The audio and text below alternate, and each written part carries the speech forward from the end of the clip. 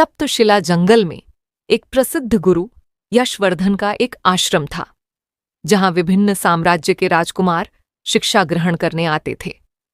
उन्हीं के साथ कल्पतरु साम्राज्य के राजकुमार वीरभद्र और कालमुखी साम्राज्य के राजकुमार कौरामाण भी शिक्षा ग्रहण करने आए थे। उस समय की बात है, तब एक अनोखी दुर्लभ पदार्थ गुरु के हाथ लगा था। उन्होंने उस पदार्थ से 2 तलवार बनाने की सोचा। उन 2 तलवार आपस में विपरीत थीं।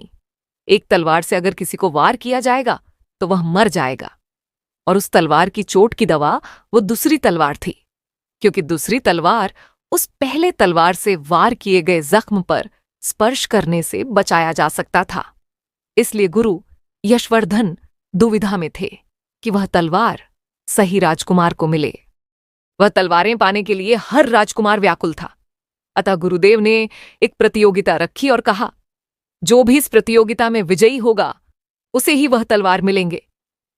प्रतियोगिता आरंभ हुआ, पर आश्चर्य की बात यह थी, प्रतियोगिता में दोनों ही राजकुमार वीरभद्र और कोनरामाण विजयी रहे थे।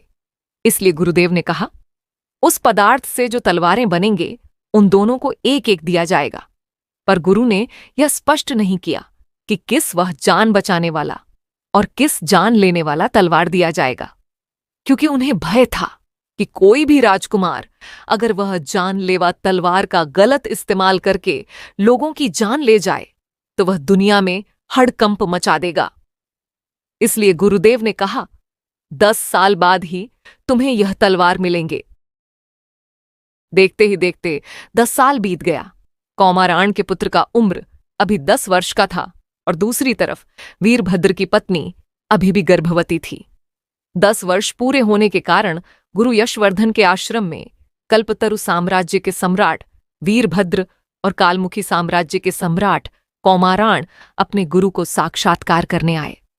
दोनों ही अति पराक्रमी और तेजस्वी थे।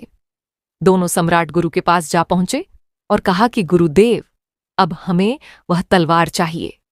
आपको जिसे जो तलवार देनी हो आप दे सकते हैं। तब गुरु ने कहा, नहीं, अब हम उन तलवारें को नहीं निकाल सकते, अभी उनमें कुछ शक्तियां डालनी बाकी है। दोनों सम्राट अपने अपने राज्य वापस चले गए। कुछ दिनों के पश्चात अचानक गुरु की देहांत हो गया। यह खबर दोनों सम्राट तक पहुंचा। दोनों सम्राट आकर देखते हैं कि गुरु की मृत्यु आपत्तिजनक लग रही थी। वह दरवाजा को खोला गया। तब उन्होंने देखा कि वहां पर एक भी तलवार नहीं है। तब दोनों में बहस छिड़ गई। गुरुदेव ने कहा था, यहां पर 2 तलवार है पर कोई एक भी तलवार नहीं है। ऐसी स्थिति में दोनों सम्राट एक दूसरे को दोष देने लगे, पर किसी को नहीं पता था कि सच में वह तलवारें कहां गईं और गुरुदेव की मृत्यु कैसे हुई। गुरु के शिष्य ने बताया कि सम्राट वीरभद्र के घर से आए हुए खाना खाने के बाद गुरु का यह हाल हुआ है। यह सुनकर कौमाराण भड़क उठा। इसी नोकझोंक में दोनों सम्राटों के बीच भयंकर युद्ध छिड़ पड़ा।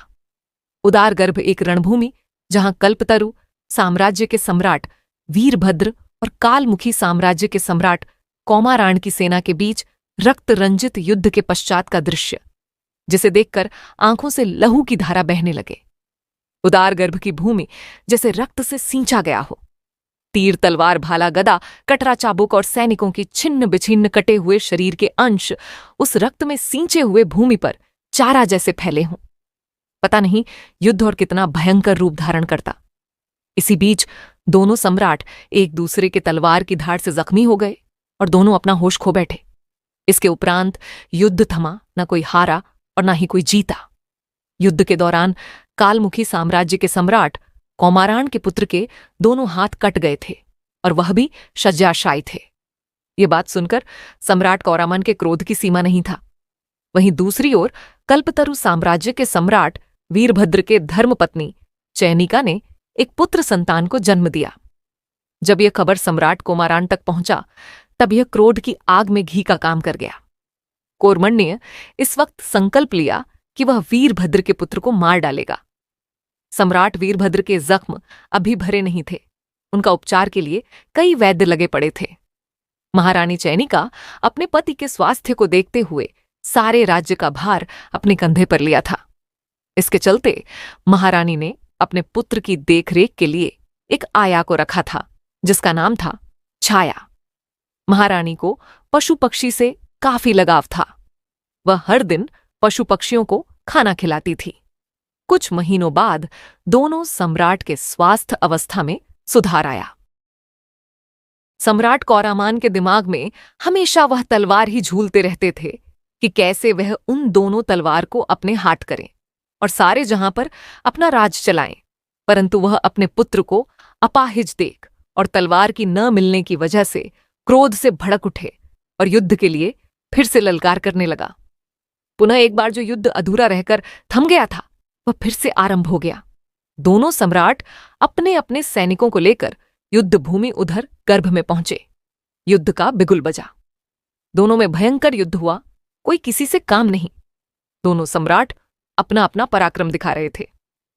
सम्राट वीरभद्र इस बार सम्राट को मारण को अपने तलवार की धार से घायल कर अपने घुटने देखने पर मजबूर कर दिया था।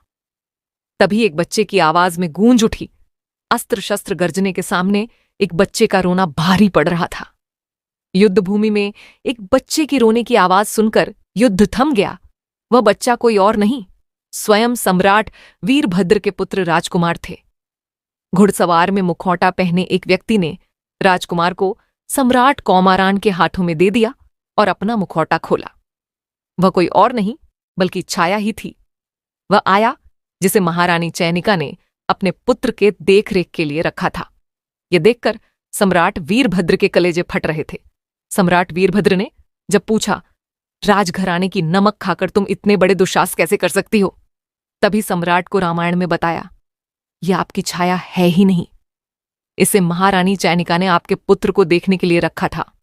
यह हमारे सैनिकों में से एक है जो हमारे हुकूमत पर चलती है। इसका नाम है माया। छाया और माया दोनों जुड़वा बहनें हैं। दोनों एक दूसरे की हमशक्ल।